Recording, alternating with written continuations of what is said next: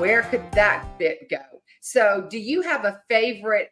I mean, you're so funny, and yet you have a deliver a great message, which is a fantastic combination of entertainment with a message. Do you have a favorite fun story that you tell, kind of a standard, or your favorite story, period? Oh, well, I always have to take them back to a harvest season, and it's just my husband that do all the labor on our 500 acres. So we're going like heck in harvest.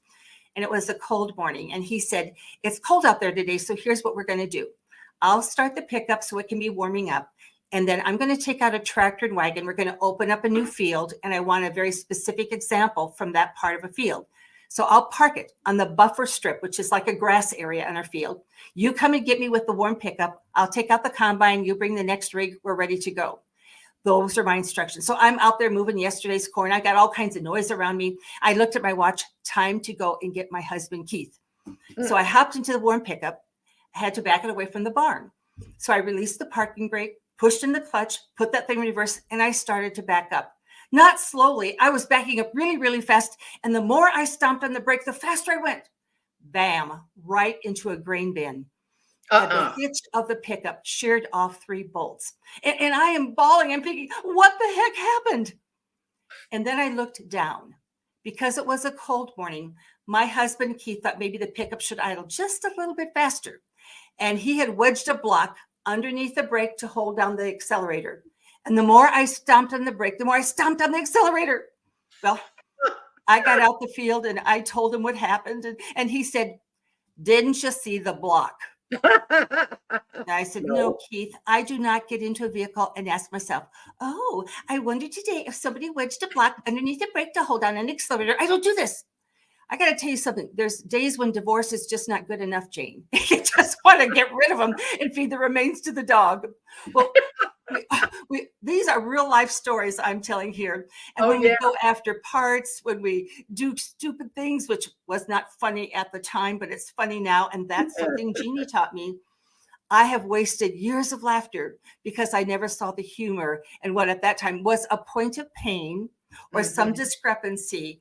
And she taught me to look for the joy and even denting the grain bin. But I got to tell you, we had to have a big crane come out, lift up the part of the grain bin so they could remove the broken part, which was bent. So then my husband drug that out and left it not too far from the driveway. So I had to see it every day.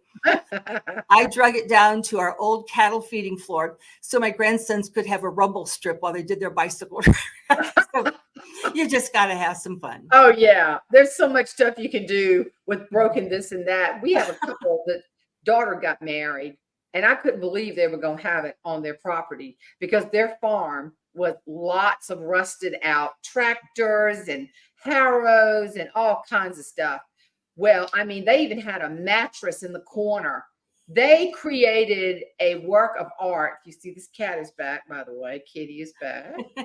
And they even got that mattress and all let the springs hang down and put lights in it. And that was their chandelier.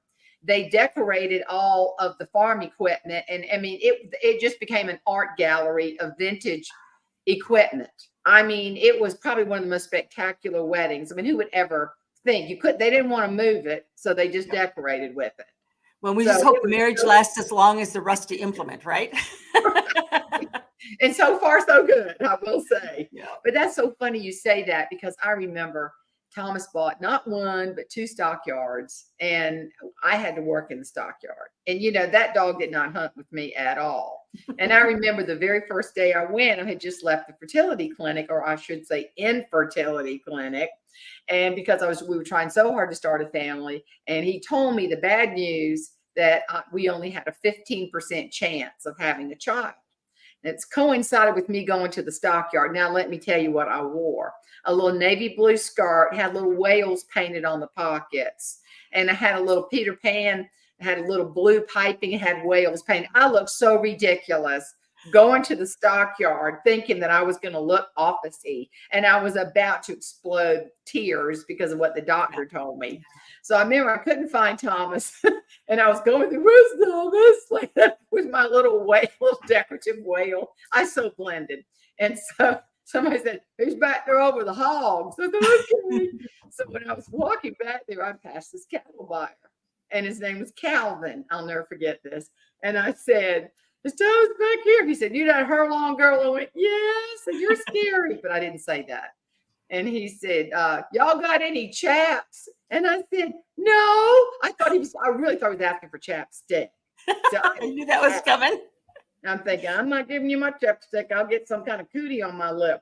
And then he said, "No, you got any children?" I went, "Children." And I told him that my ovary was broken. Like he needed to know that. Speaking of broken, oh gosh. And he said, "You ain't got no chaps." I went, "No." And he said, "Well, if you was my heifer, then drove you to the meat processing plant." And I looked at him and I said, "Well, if I was your heifer, I'd drive myself." You know, I thought, what world is this? But of course, that is, yep. Isn't that crazy? And you look at it now, but at the Oh my time, gosh, it's material. yeah, we're always collecting material. Sometimes I want to have nobody else. I just, when I make the mistake, the first thing I do is I look around to see if anybody else saw it. Because if they never saw it, it never happened, right? Yes. But then you and I get caught, right? You get caught by him saying, "You got any chaps?" No, I don't have chipstick. But the other thing I remember is the humor that you can find all over the farm. I mean, you really can, like you said, sometimes sadness plus time equals funny.